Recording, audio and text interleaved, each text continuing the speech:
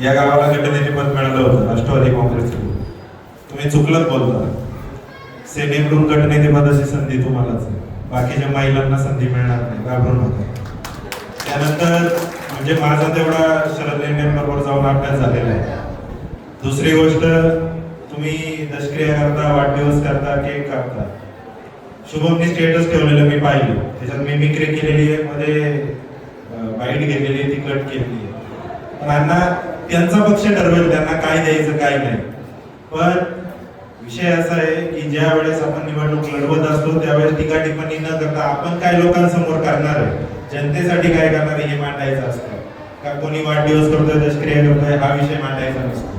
त्यात कितीही प्रगल्भ उमेदवार जरी असले तरी या गोष्टीला आमचा पाठिंबा कधीच नसणार आहे.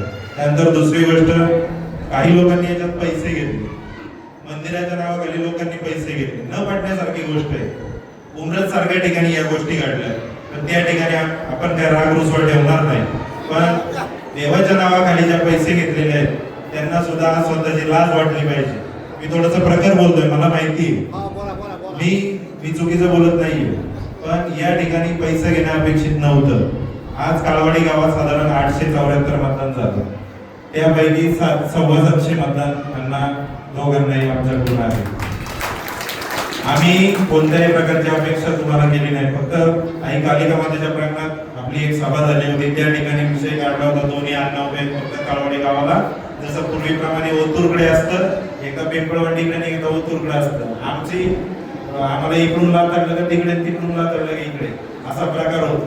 फक्त आमची आता विनंती एवढी आहे, काळवाडी गाव आतापर्यंत ज्या पद्धतीने पुढे आलेलं आहे त्याच पद्धतीने पुढे गेलेलं पाहिजे. आणि हे सगळं करताना या ठिकाणी 2 व्यक्ती उपस्थित पाहिजे होते, एक शरदराव लेंडे आणि मयूर पवार. त्या आल्याला मी विकी भाऊंना विचारलं, मयूर पवार कुठे, ते म्हटले माहिती नाही. ठीक आहे, आज जो काही विजय झाला या सगळ्यांच्या आशीर्वादाने म्हणा, सहकार्याने म्हणा, जी काही तरुण मित्रमंडळी असतील या सहकार्याने विजय झालेला आहे. आणि हा विजय एकट्या अण्णांचा नसून, जयसिंग कोटेंचा नसून, त्या ठिकाणी जीवन शेठच्या मिसेस उभ्या होत्या सपनाताईंचा नसून, हा आपल्या सर्वांचा विजय आहे.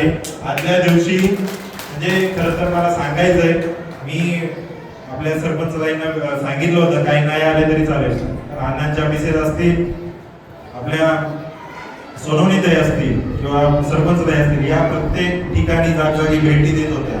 कोणाला कदाचित माहिती नसेल, ज्या घरात आपलं वीक मतदान आहे त्या ठिकाणी सुद्धा या महिलांनी भेटी द्यायचं काम केलं, त्या ठिकाणी पुरुष सुद्धा गेलेले नाहीये. एवढं सगळं हे सगळं घडत असताना अण्णा एक आहे, हे सगळ्या ज्या घडामोडी आहेत त्या सोडून द्या. कोणीतरी आमच्या काळवडीत किंग मेकरचे बोर्ड लावले, कोणी किंग मेकर नाहीये इथं. जो काय आहे सर्वसामान्य जनता किंग मेकर आहे, एवढं लक्षात असू द्या. आणि तरुण कार्यकर्त्यांना विनंती आहे, जे आपले दोन्ही उमेदवार आहेत, तिन्ही उमेदवार आहेत, त्यांचं नाव खराब होईल एखाद्या ठिकाणी, असं वर्तन करू नका, माझी विनंती आहे. कारण ठीक आहे, समोरचा व्यक्ती जरी पडलेला आहे तरी तो आपलाच आहे, आपल्याला काम करायचंय भविष्यात. आज जरी मदत केलेली नसेल, भविष्यात तो आपल्याला 100% मदत करणार आहे. याच नाही, आमदारकीत करेल, खासदारकीत करेल, कुठे ना कुठे त्याची मागण्या असणार आहे. त्यामुळे कृपा करून विनंती आहे माझी, कोणालाही दुखवायचं काम करू नका. मी विजय कुरडेंना आता दुखवले मान्य आहे, पण चुकीच्या वक्तव्याला थारा देणार नाही. हे सर्व बोलून मी माझं भाषण थांबवतो आणि परत एकदा सर्व उमेदवारांचं आभार मानतो. धन्यवाद.